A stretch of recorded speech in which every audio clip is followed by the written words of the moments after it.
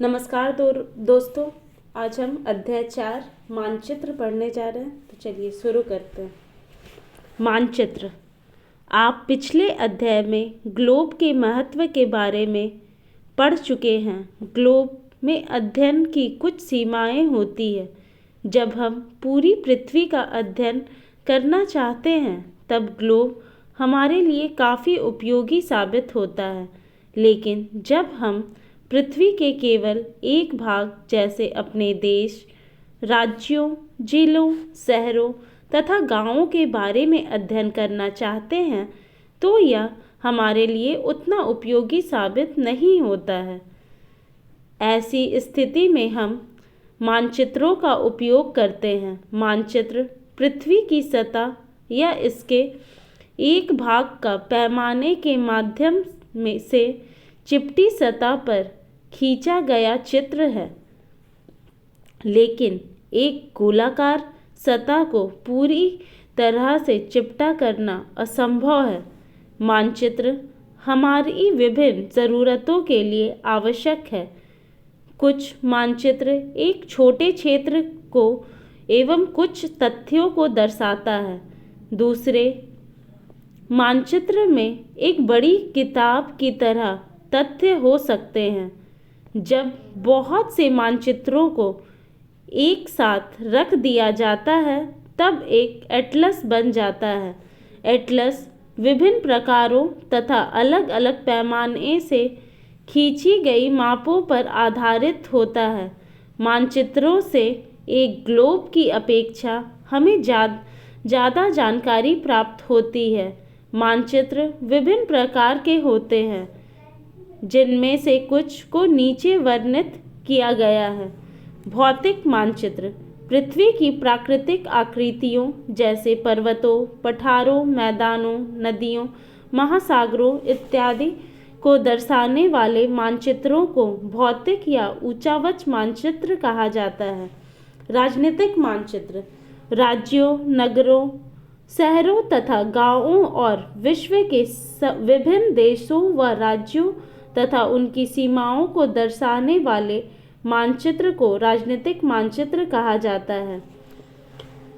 Thematic मानचित्र कुछ मानचित्र विशेष जानकारियां प्रदान करते हैं, जैसे सड़क मानचित्र, वर्षा मानचित्र, वन तथा उद्योगों आदि के वितरण दर्शाने वाले मानचित्र इत्यादि।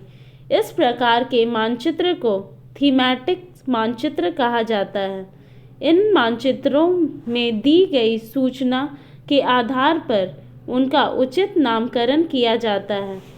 मानचित्र के 3 घटक हैं: दूरी, दिशा और प्रतीक। दूरी। मानचित्र एक आरेखन होता है जो कि पूरे विश्व या उसके एक भाग को छोटा कर कागज के एक पन्ने पर दर्शाता है। या यह कह सकते हैं कि मानचित्र छोटे पैमाने पर खींचे जाते हैं, लेकिन इसे इतनी सावधानी से छोटा किया जाता है कि ताकि स्थानों के बीच की दूरी वास्तविक रहे। यह तभी संभव हो सकता है जब कागज पर एक छोटी दूरी स्थल की बड़ी दूरी को व्यक्त करती हो। इसलिए इस उद्देश्य के लिए एक पैमाना चुना जाता है। पैमाना स्थल पर वास्तविक दूरी तथा मानचित्र पर दिखाई गई दूरी के बीच का अनुपात होता है। उदाहरण के लिए, आपके विद्यालय एवं आपके घर के बीच की दूरी 10 किलोमीटर है, जिसे मानचित्र में 2 सेंटीमीटर की दूरी से व्यक्त किया गया है। इसका अभिप्राय है कि मानचित्र का 1 सेंटीमीटर स्थल के 5 किलोमीटर को दर्शाएगा। आपके रेखा चित्र पर पैमाना होगा 1 सेंटीमीटर = 5 किलोमीटर। इस प्रकार पैमाना किसी भी मानचित्र के लिए बहुत महत्वपूर्ण होता है। अगर आपको पैमाने की जानकारी है तो आप मानचित्र पर दिए गए किसी भी 2 स्थानों के बीच की दूरी का पता लगा सकते हैं। जब बड़े क्षेत्रफल वाले भागों जैसे महाद्वीपों या देशों को कागज पर दिखाना होता है तब हम लोग छोटे पैमाने का उपयोग करते हैं। उदाहरण के लिए मानचित्र पर 5 सेंटीमीटर स्थल के 500 किलोमीटर को दर्शाता है। इसको छोटे पैमाने वाला मानचित्र कहते हैं। जब एक छोटे क्षेत्रफल वाले भाग जैसे आपके गांव या शहर को कागज पर दिखाना होता है तब हम बड़े पैमाने का उपयोग करते हैं।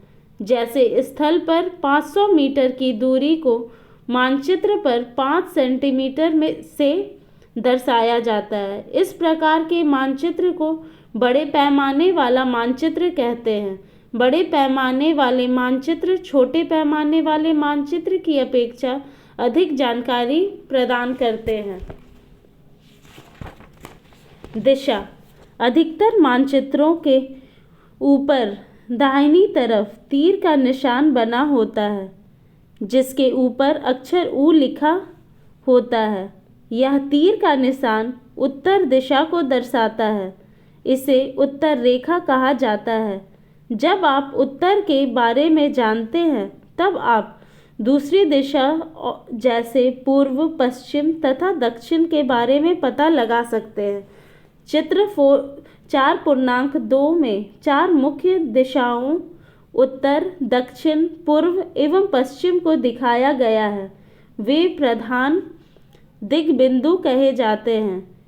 बीच की 4 दिशाएं हैं उत्तर पूर्व, दक्षिण पूर्व, दक्षिण पश्चिम तथा उत्तर पश्चिम। इन बीच वाली दिशाओं की मदद से किसी भी स्थान की सही स्थिति का पता लगाया जा सकता है।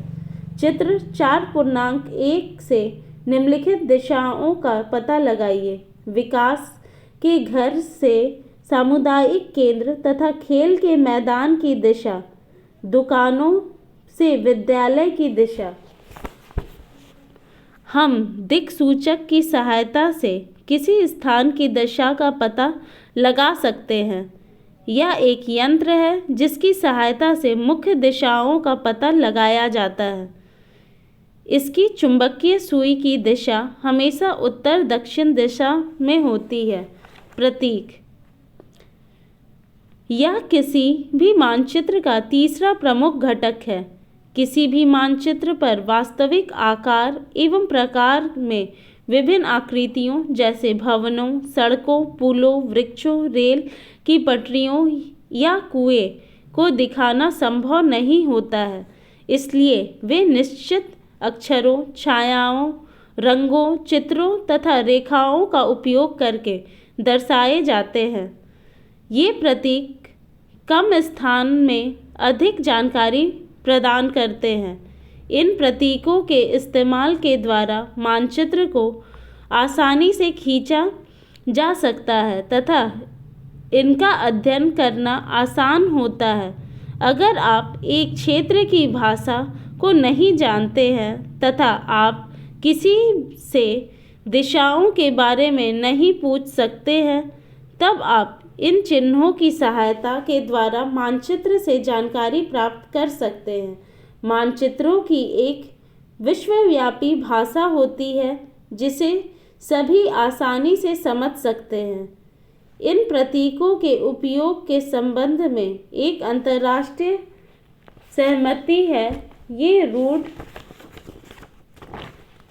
प्रतीक कहे जाते हैं। कुछ रूढ़ प्रतीक चित्र 4.3 में दर्शाए गए हैं। विभिन्न रंगों का उपयोग भी इसी उद्देश्य से किया जाता है। उदाहरण के लिए सामान्यतः नीले रंग का इस्तेमाल जलाशयों, भूरा रंग पर्वतों, पीला रंग पठारों और हरा रंग मैदानों को दर्शाने के लिए किया जाता है। रेखाचित्र। रेखाचित्र एक आरेखखंड है जो पैमाने पर आधारित न होकर याददाश्त और स्थानीय प्रेक्षण पर आधारित होता है। कभी-कभी किसी क्षेत्र के एक कच्चे आरेखखंड की आवश्यकता वहाँ के एक स्थान को दूसरे स्थान की सापेक्ष दिखाने के लिए होता है। मान लीजिए कि आप अपने मित्र के घर जाना चाहते हैं, लेकिन आपको रास्ते की जानकारी नहीं है। आपका मित्र अपने घर के रास्ते को बताने के लिए एक कच्चा आरेखखंड बना सकता है। इस प्रकार कच्चे आरेख को बिना पैमाने की सहायता से खींचा जाता है तथा इसे रेखाचित्र मानचित्र कहते हैं।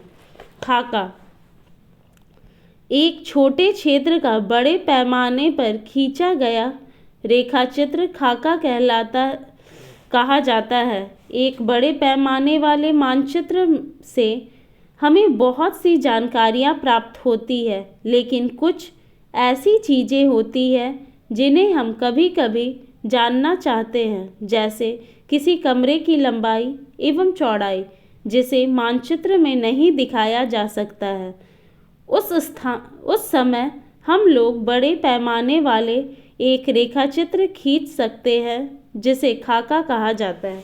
धन्यवाद दोस्तों।